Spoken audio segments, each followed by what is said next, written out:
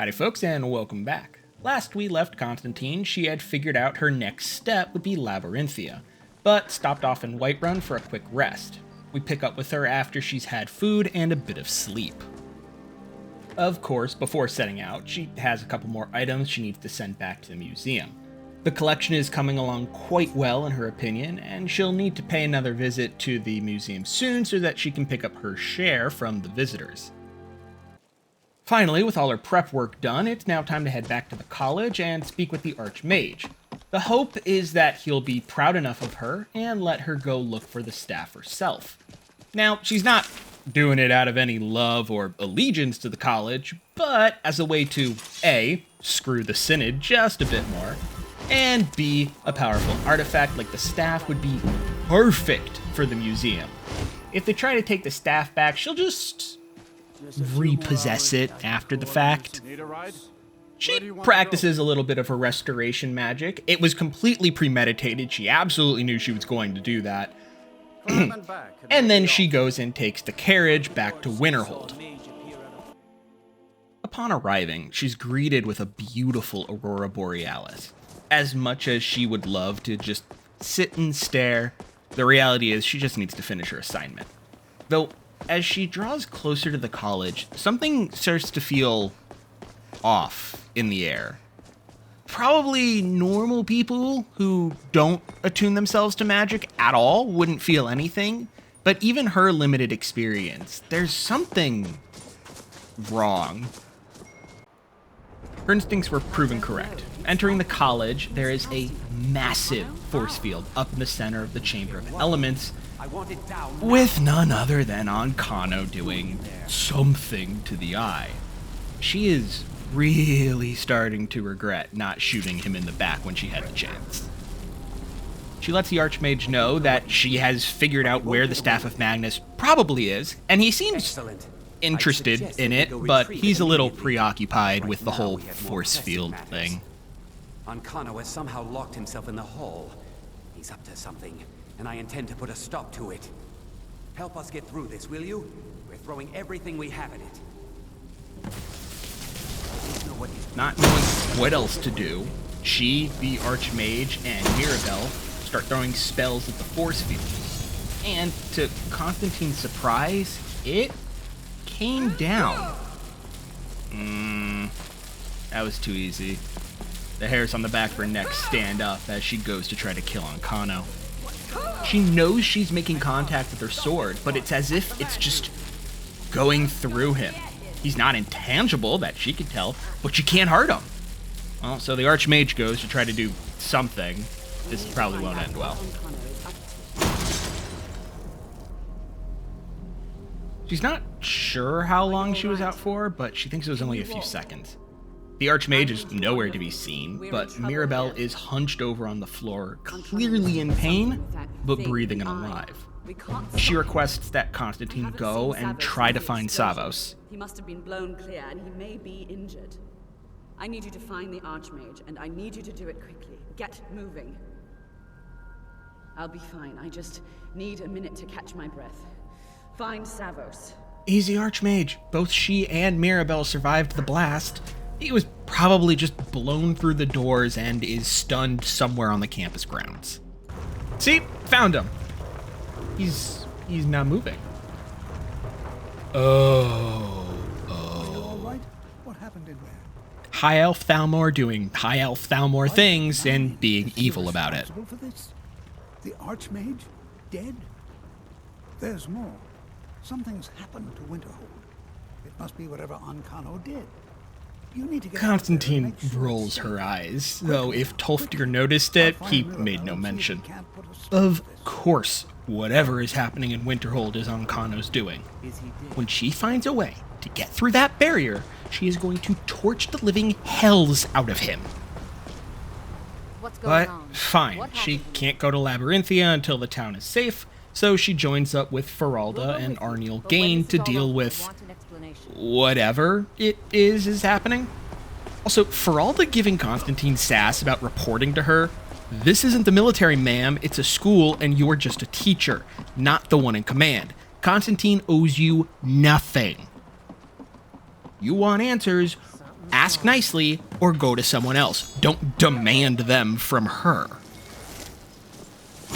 With that nuisance in the back of her mind, Constantine turns towards the issue at hand, namely the wisps.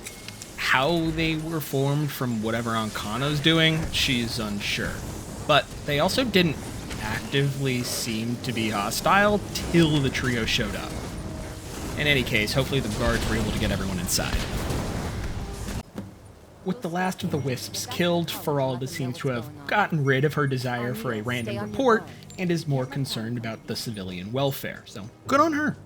Constantine is going to head back up to the college and report to Mirabelle and let her know that she's going to be heading towards Labyrinthia to find something. She's honestly not sure. Allegedly the Staff of Magnus. Maybe. But who knows? Well, is everything out there all right? Making it back to Mirabelle, and she is not looking good. Someone should probably come and get her. Now. In any case, Constantine reports back to her, and she lets her know that she's going to be heading towards Labyrinthia. Sure? The staff is there. Mirabelle appears surprised by this statement and hands Constantine the Torque of Labyrinthian, which just looks like a giant door knocker. What is she supposed to do with this? I think Mirabelle also gives her a personal amulet from Savos. I'm not sure why. It's not useful to Constantine right now, but it would make a great addition to the museum. It belonged to Savos, but I think it would do you the most good now. Take it and get out of here. Bring back that staff before Ancano brings the whole college down around us. And with that, Constantine has her marching orders and is heading off to Labyrinthian to hopefully, maybe find the Staff of Magnus to save the college. And kill Ancano. Most of this is because she just desperately wants to kill Ancano. She's just gonna let the storm golems do their thing. It's just one wisp. They can take care of it.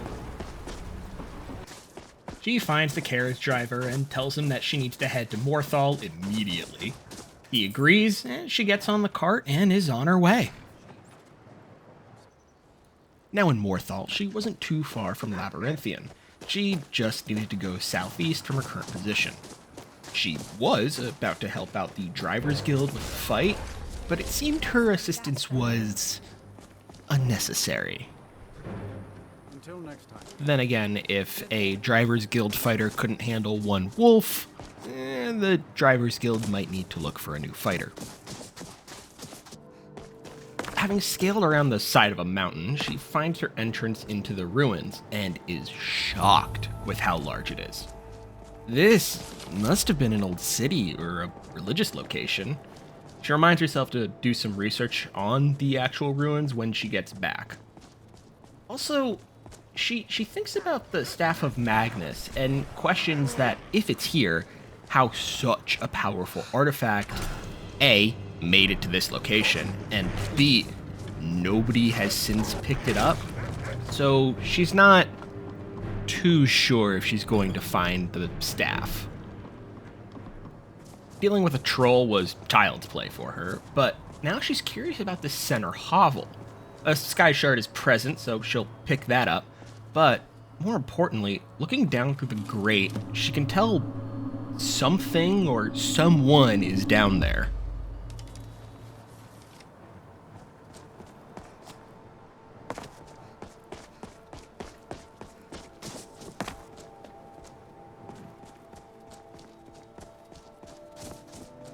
Nearing the hovel, she sees a busted statue with blank faces, a skeleton with a knife in it, probably know what happened to him, and a weird, creepy wooden mask.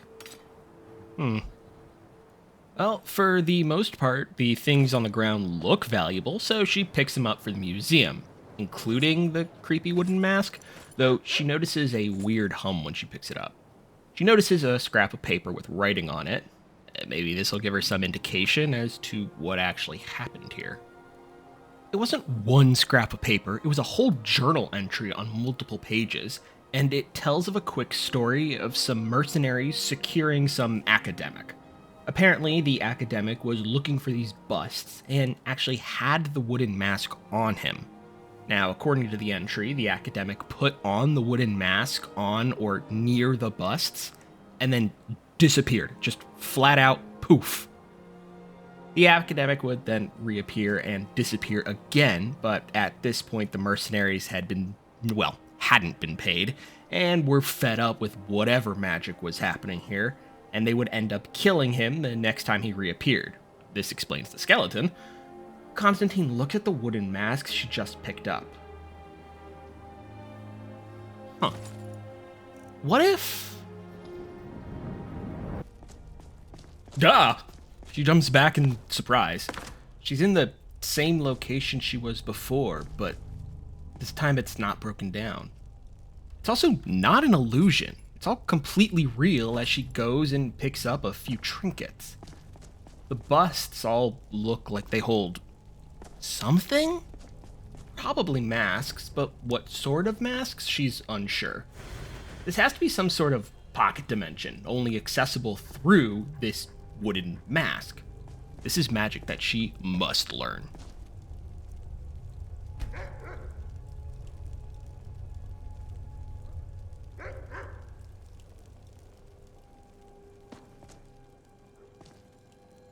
To prove her theory, she takes off the mask and puts the knight's crest back on, and yep, she's back in the real world, or at least outside of the pocket dimension. What an interesting artifact. This will definitely need to be displayed, but they probably shouldn't put any information on what it does. Should only really let the viewer know that it has some unknown connection to Labyrinthian. Don't want anybody getting any robbery ideas. As she approaches what she assumes to be the main gate, she hears a familiar voice and is greeted by the visage of 6 ghosts. Though unlike other specters, these appear to be unaware of Constantine. You would care about that, since you're the Archmage's favorite. Don't forget, this whole idea was Atma's to begin with. Let's just get inside, see what's in there. Savos is dead. This she knows. So she assumes the other 5, who she doesn't know, are also dead. What are they... No. What secret was Savos hiding? Is she somehow seeing the whispers of the past? And the ghosts continue. Can't you imagine the looks on their faces when we come back? You keep talking like you're sure we'll find something useful in here. Given the history of this place, it's more than likely there's still some amount of power here. Enchanted weapons, tomes of ancient knowledge, Shalador's secrets themselves. Who knows what we could find? And what if there are things guarding this place? Against 6 college-trained mages? I think we'll be fine. Savos was definitely hiding something. Now, what that something was, she's unsure. The torque worked perfectly as directed by Mirabelle, and now she's starting to see after images of 6 mages, one of them being Savos, before he became the Archmage. This mystery keeps getting more and more interesting to her. Though, of course, as all things in her life, nothing can be easy, and she has to fight her way through Draugr on horseback. In a ruin.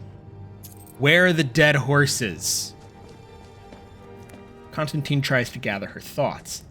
Now, the eye may be connected to Labyrinthian, and Savos knew something about this place, but chose to not say a word to anybody. It's this subterfuge that is worrying Constantine. Why? Why would he not say anything? Trying to be somewhat smart, as entering a massive room filled with Draugr and skeletons seems like a surefire way to die, she tries being smart by opening the gates, taking a shot, and it closing automatically. This way, most likely, she wasn't really going to get hit, and worst case scenario, she was able to siphon some of the Draugr and skeletons through one by one. Problem being, though, in reality, this does start to thin her patience. She was about to actually enter when she finally notices the massive skeleton dragon. How she hadn't seen it before or where it even came from, she's honestly not sure, but she is now absolutely not going to be entering that room till at least the reanimated corpse of the dragon's dead. Again. Finally, with the dragon bones no longer moving, she rushes into the fray to deal with the rest of the stragglers. While it admittedly took her a while to clear the room enough that she could enter, this was the smarter option, as now she has some semblance of breathing room when it comes to dealing with the rest of the problems.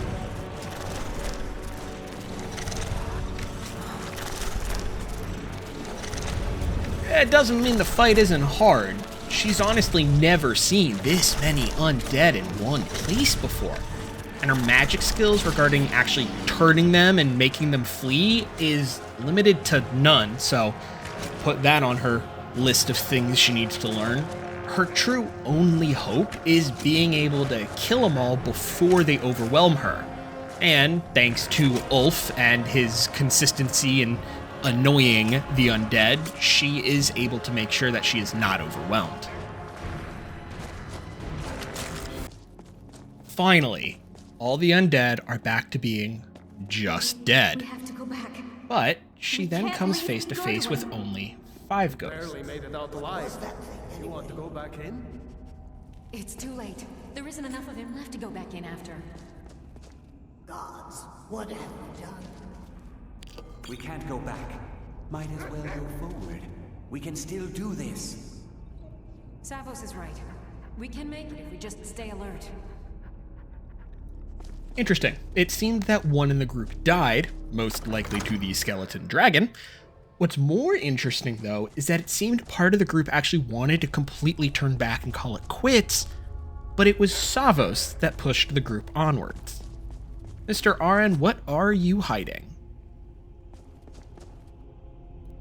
As she continues forward, a voice calls out to her in a language she does not understand, and she feels all her magicka get drained from her body. So this voice is not kind. Constantine chuckles to herself, though, like she'd rely on only one form of combat.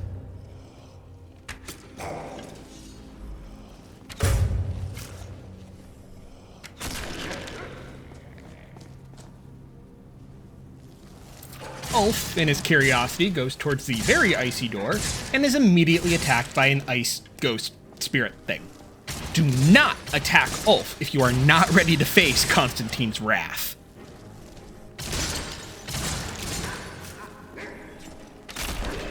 The spirit was very much not ready.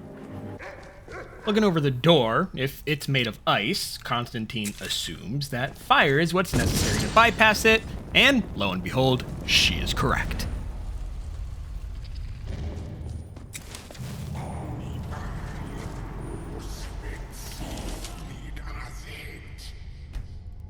The weird voice again speaks to her in an unknown language, so she chooses to just not really respond.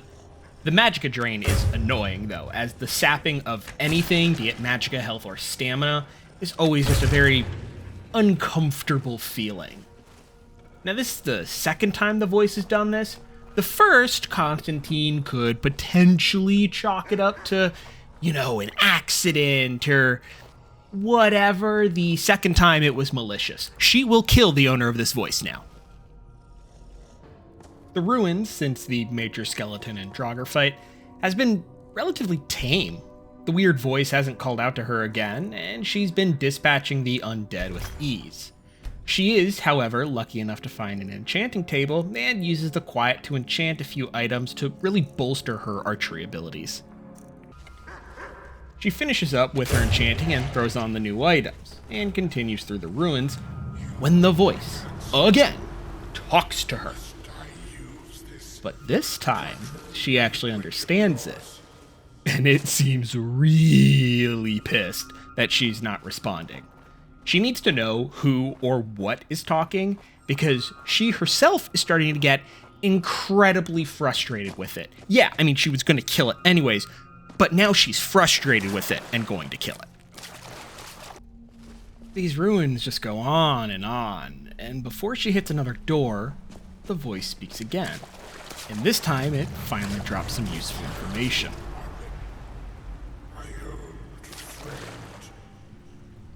The voice is unaware of who Constantine is, at least for now, and believes that Savos has returned. It uses the term old friend, so Constantine assumes either A, sarcasm, or B, it's one of the mages he traveled with. Either way, Constantine has more questions than answers, but Savos clearly had a personal connection to this place.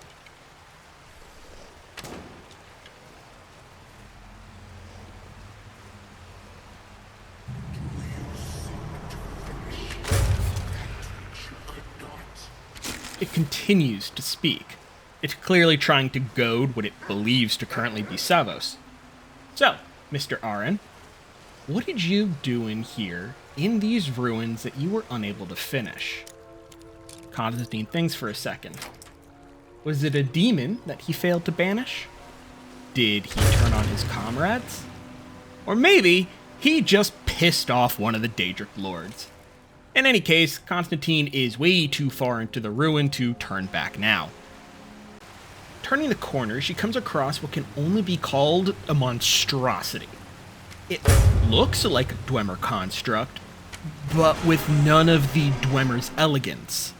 Thankfully, it goes down just as easy as a Dwemer construct.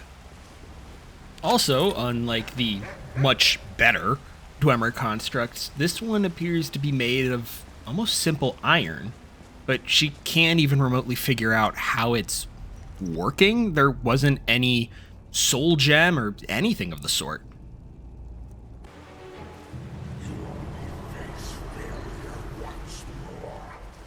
Whatever Savos did pissed this entity right off because it is taunting the heck out of him.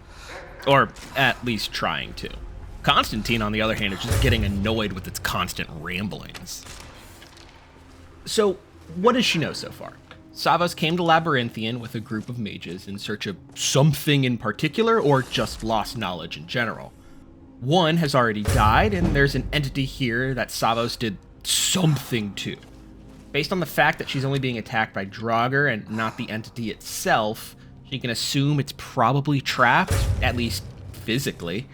The question then becomes, what did they find?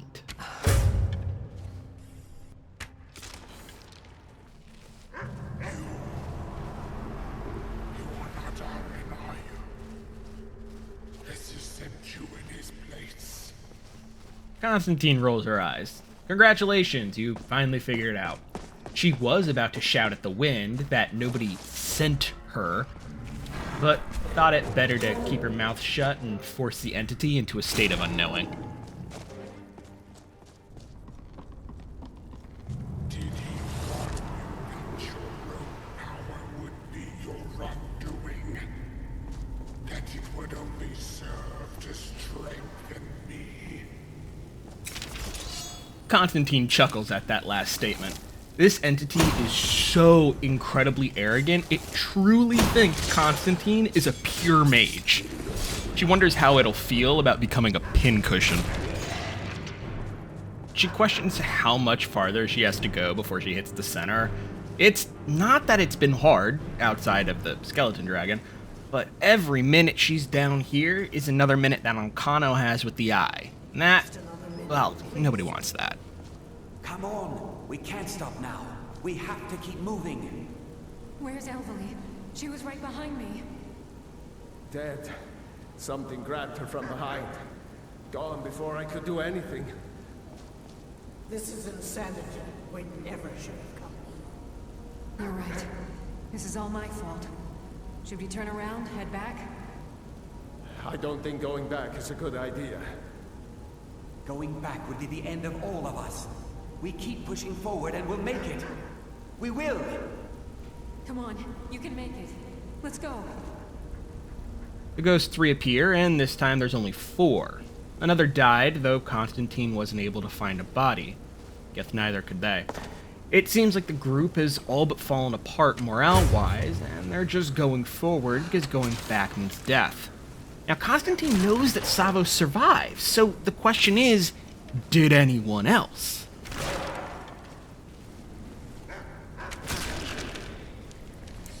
Oh good, a new type of Draugr, the Spectre Draugrs.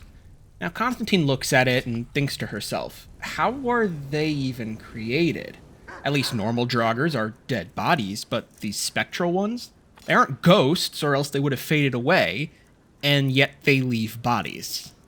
This is going to be more magic she's going to need to look into.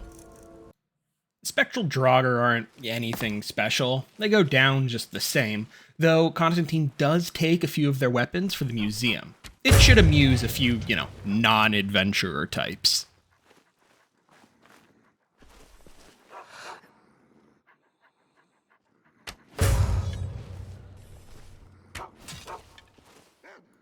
It's the spectral hounds that interest her the most, though.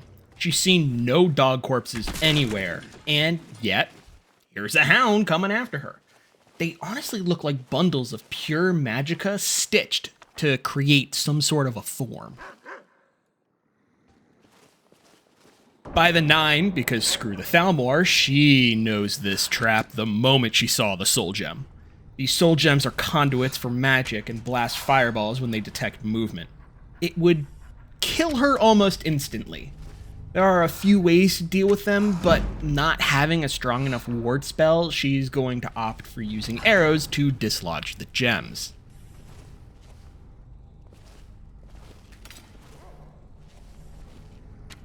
Using the hound to destroy the sigil, because sigils don't discriminate, the hallway is clear after getting rid of one last gem.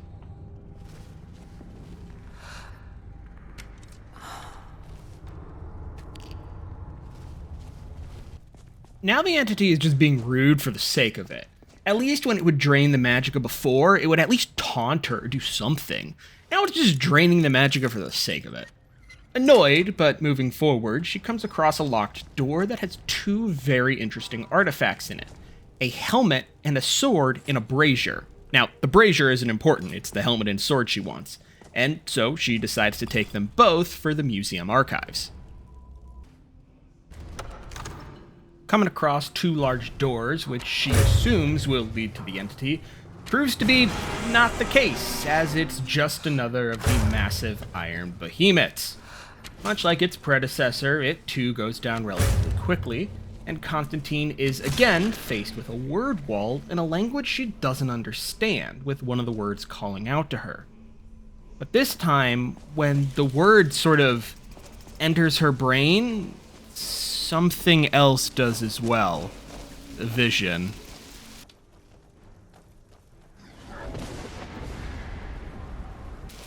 What in the name of oblivion was that? Why is she getting this vision? Where even was that place? Was that a dragon? It looked nastier than the one that she had fought prior, but are dragons back now? Was she about to get executed? Is this from the future or the past? I mean, it has to be from the future if she's gonna get executed. What is going on with her mind? Constantine reels from the experience, unsure of how to process the information she just saw. She snaps back into focus. First, the massive skeleton golem thing in front of her. Then the staff. Then she can figure out what in the 9 hells that was.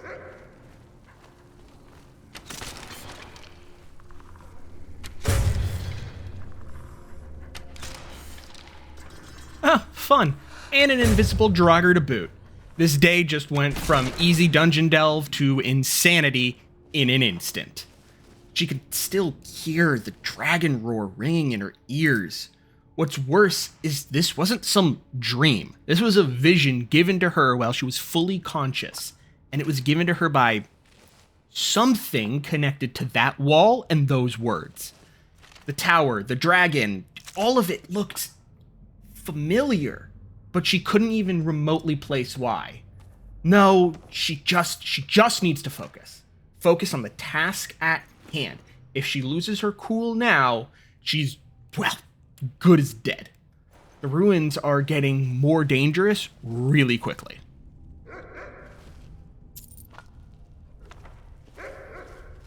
We shouldn't have left her there to die.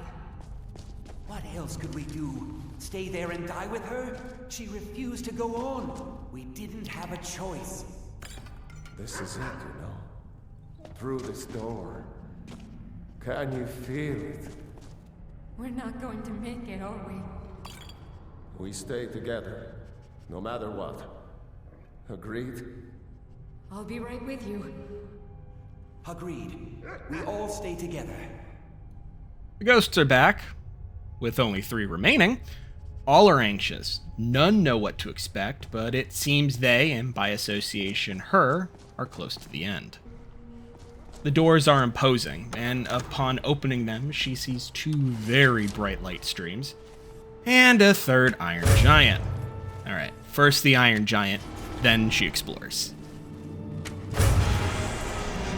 Entering the chamber, she sees 2 figures, for lack of a better word, shooting beams of light around a large orb. Clearly, they are keeping something in.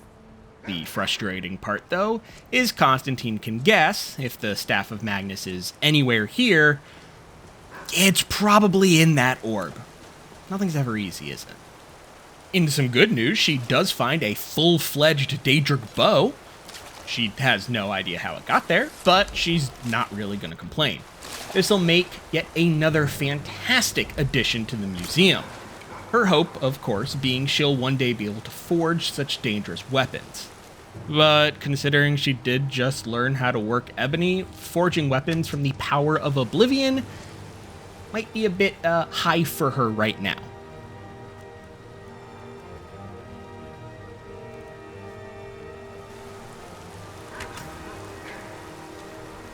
She then chooses to off a few slaughterfish for their scales and eggs. There are a few that have a form that is dissimilar from most slaughterfish. She wanted to see if she could actually take the corpse with her back to the museum, but then she realized that it would probably decay and smell the whole time, and it wasn't worth it. Curious, she goes up to one of the figures firing one of the beams. If she's going to get the Staff of Magnus, assuming it's actually here, she'll have to take down the barrier. Now, walking up to the figure, she taps it on the shoulder, and it immediately turns hostile towards her.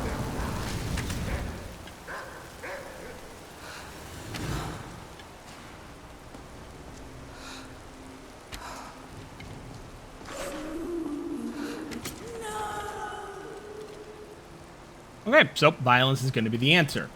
Again, she's not going to walk up to the second figure, obviously, but as she goes towards another position to get a better angle, it's interesting. The figure looks human, though she can't exactly place why it looks so familiar.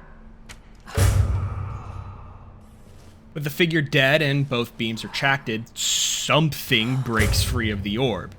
And that something is angry. Angry, but stupid. It's probably been caged for decades, and as it's trying to get its bearings, Constantine is peppering it with arrows. So now it's been released and getting shot at. A good combination to keep oneself safe. It does finally seem to get its bearings and head straight for Constantine. She also missed some vital shots, and as the figure got closer, she noticed the mask it was wearing, and a pit started to form in her stomach. She needs to kill this now. With a final arrow, the entity turns to dust, and she approaches the dust pile to prove her theory. And, as expected, it's a metal mask that is near identical to the wooden one she had found earlier. They're connected, and she thinks she knows how. The wooden mask is just a transportation device. It's the metal mask that's important. She remembers seeing a book in the college libraries about an old group of mages that used to worship dragons. They were called dragon priests. Certain priests were given special powerful masks, and looking inside, she saw the name Morike etched into it. She just killed one of those dragon priests. Though, in all fairness, it was probably incredibly weakened from being caged for so long. The Staff of Magnus was also among its possessions. Wait, that means that Savos knew. But he didn't die, and Moroki wasn't dead. There were 2 entities. No. No, he didn't.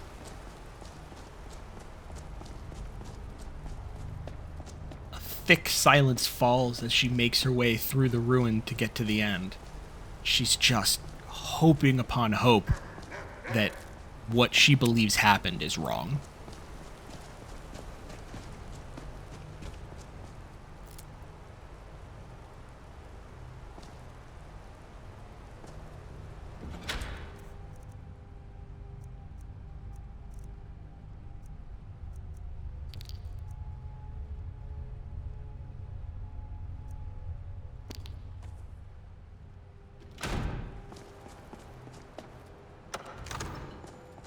I'm sorry, friends. I'm so sorry. I had no choice. It was the only way to make sure that monster never escaped. I promise you, I'll never let this happen again. I'll seal this whole place away. Betrayal. She was right. Savos enslaved his comrades like a coward so that he could run away. And he never went back. He knew, and did nothing! If he wasn't already dead, she would kill him herself. Betrayal of one's true comrades is disgusting. Speaking of betrayal, who walked through the door but a Thalmor agent? This should be good. She'll let the elf talk before she shoots him. So, you made it out of there alive. Ankana was right. You are dangerous. I'm afraid I'll have to take that stuff from you now. Ankana wants it kept safe. Oh, and he wants you dead. Nothing personal. Nope, he deserves no words from her. Just arrows and fire. What are you doing? Hey, be careful! Watch it!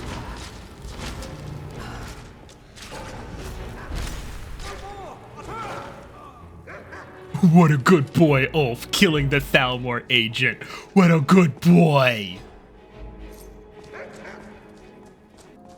She loots on Kano's errand boy, and as with all people, or elves who get on her nerves and think that they're just simply better than her for existing, she desecrates the body with fire.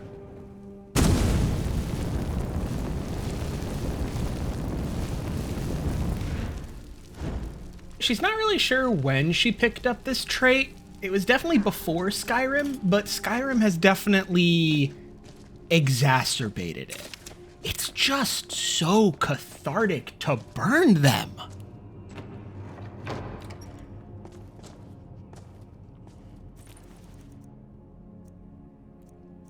With everything done, Staff acquired, Savos' story learned, and Ankano's welt put down like the dog he is, Constantine starts to think about Savos' actions. Was it cowardice? Yes, it was. Any good warrior knows to stay and fight till the end, and if you must retreat, it's simply to come up with a better plan. Savos just never returned to come up with another plan. Now, she realizes that he sealed the ruins, but it came at the cost of enslaving his two comrades for what he assumed would be an eternity. This was until Constantine actually showed up. At the same time, she can also sort of understand it. What if the three realized they couldn't win, and this was their plan that they came up with together? If that were the case, though, wouldn't Savos have, tried to come back? Either way, whether he enthralled them out of cowardice or their agreement, the fact of the matter is he did not go back to avenge them. When he became stronger and the Archmage, it was this cowardice that Constantine can't fathom. After making it back to Morthal and turning in a whole slew of items to be sent back to the museum, she goes to the carriage and gets in. But the driver doesn't. That's when she notices they are all being attacked by vampires. So Constantine gets out, and, well, she does what she does best.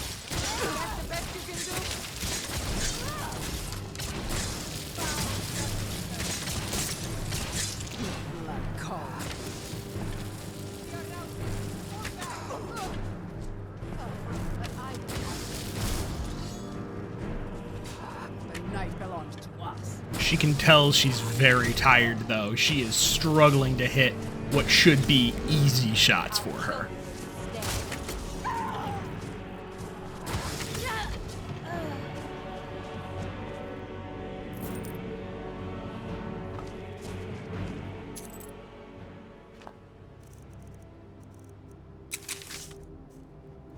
Finally, with them dead, she does what anyone should do upon coming across a vampire corpse.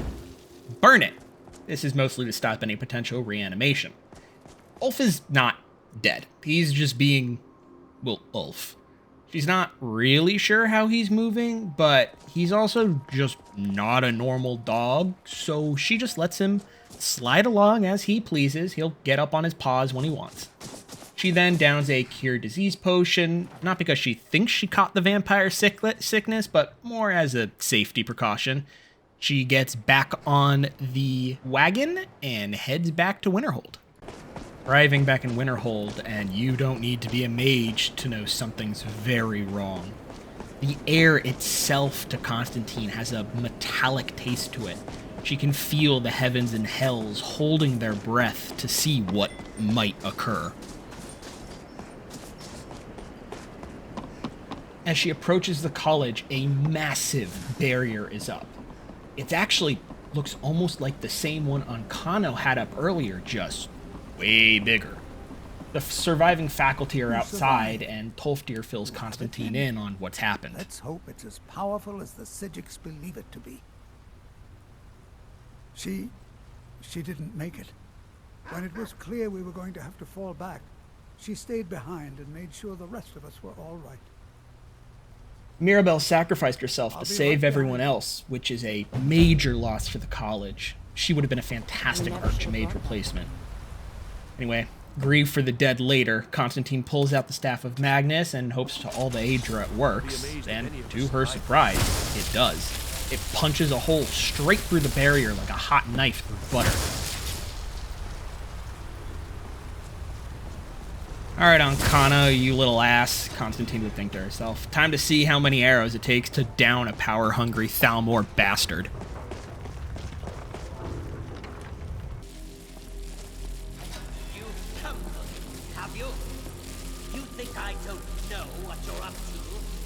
She's up to putting you 6 feet under.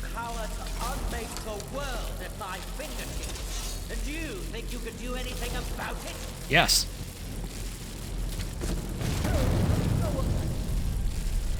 I am beyond your pathetic attempts at that. You cannot touch me. Enough!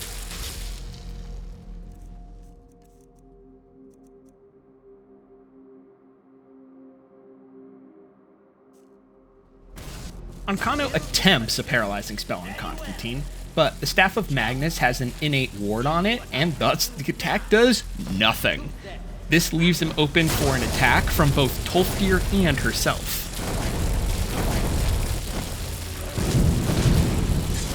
The fight is not an easy one. The orb opens up, and doing so gives Ancano some form of invulnerability, much to Constantine's ire.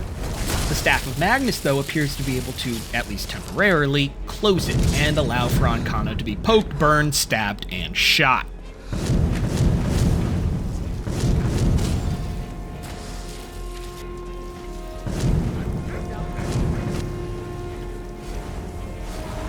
Having Tolfdir is also incredibly useful, as it forces Ancano to have 2 targets, plus Ulf doing what Ulf does best.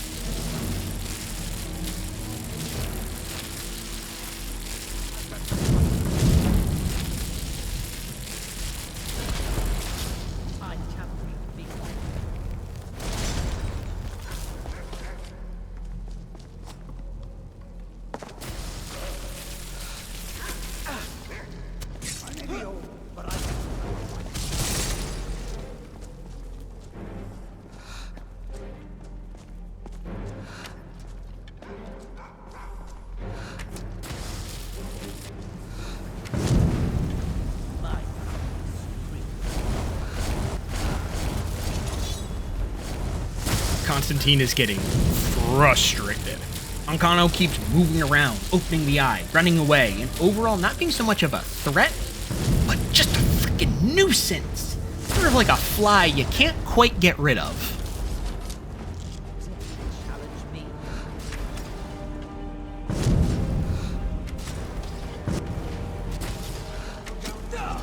The last shot flies true from her bow and impales itself into Ancano's fleshy body, finally killing him. Now, the immediate threat is over, but the continued threat of the Eye is still very prevalent. It's been activated, and there's no real way to know what that might mean.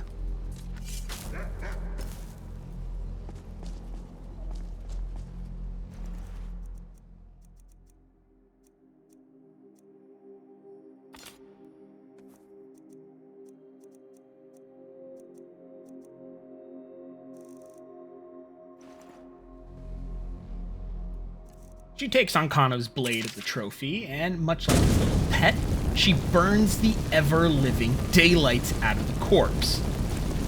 When they ship the body back to the Aldmeri Dominion, she wants them to know they aren't welcome here. With that out of her system, she returns to Tolfdir. I don't know. Ankano is gone, but whatever he's done to the Eye doesn't seem to have stopped. I have no idea what to do. And as if summoned themselves, the Psijics appear right as Tolfdir finishes to transport the Eye. She still doesn't trust them, but they did seem to assist her all the way through. So if they're playing a long con, it's a long con. Also, did she hear that right? The Eye has grown unstable. It cannot remain here, or else it may destroy your college and this world. Yeah, back up. What was that about the Archmage? Ankano's actions prove that the world is not ready for such a thing. We shall safeguard it, for now. Or maybe the Thalmor are just dicks. Your college and carry on with your lives. You have our gratitude, Archmage. Can you just appoint her as Archmage? Constantine doesn't think they have that amount of power. Maybe?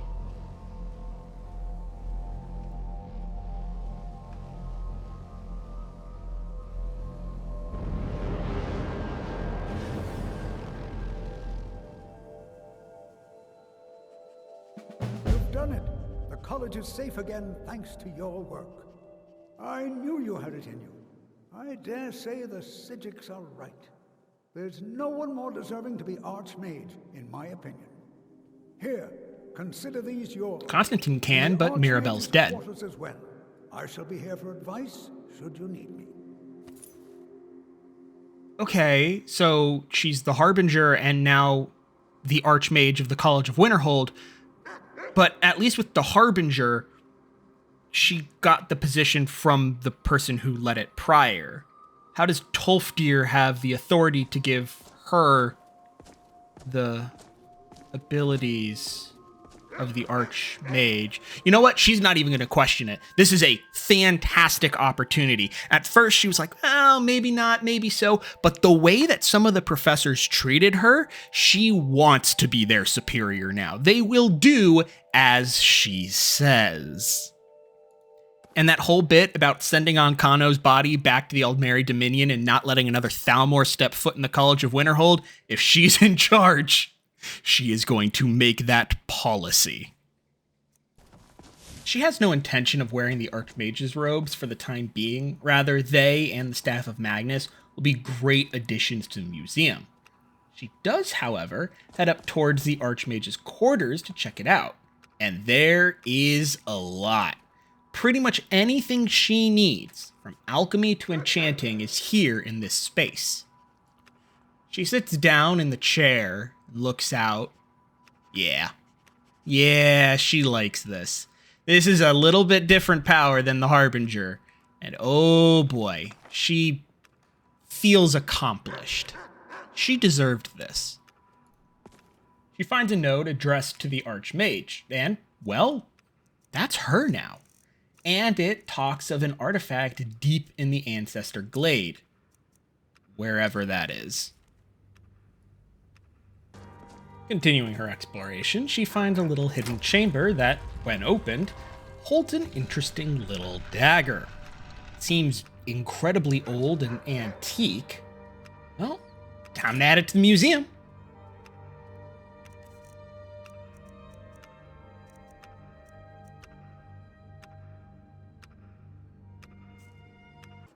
Finally, the last thing she's going to do is check out that orb at the top of the stairs.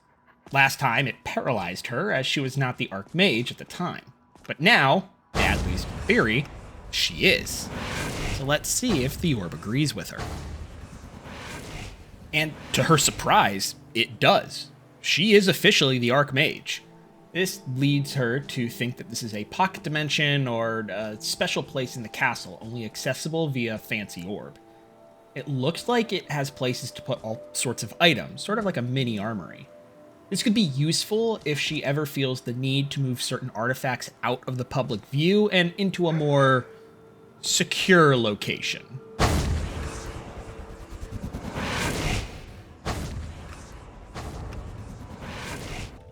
After messing around with the orb, she goes and speaks with Urag again to see if he has any information or work for her. He does, and requests that Constantine try to find any old writings of Shalador, as he is one of the few able to actually decipher Shalador's writing. But more than you would imagine possible. Since then, his writings have been scattered all over Skyrim, but are little use to anyone who can't translate them. I'm one of the few who can. With that, Constantine had also purchased a few books from Urag in an attempt to figure out where her visions may have come from or what it was pointing to. They also will just be good additions for the museum's library as a whole, as she hopes to be able to open it to the public so that they can become just more educated in general. As she returns to her quarters, she smiles. She's going to enjoy having the college at her beck and call, and it's a great base of operations in the north. Now it's time to deal with the visions she had in the ruins. With that, I'd like to thank you all for watching. This concludes the current quest line, and where she goes next, who knows? I want to thank you all for watching. This is a massive labor of love for me, and I always appreciate your patience. Get ready for a large video of all 15 current parts stitched together. And please remember to like, comment, and subscribe. And, well, we'll see you in the next one.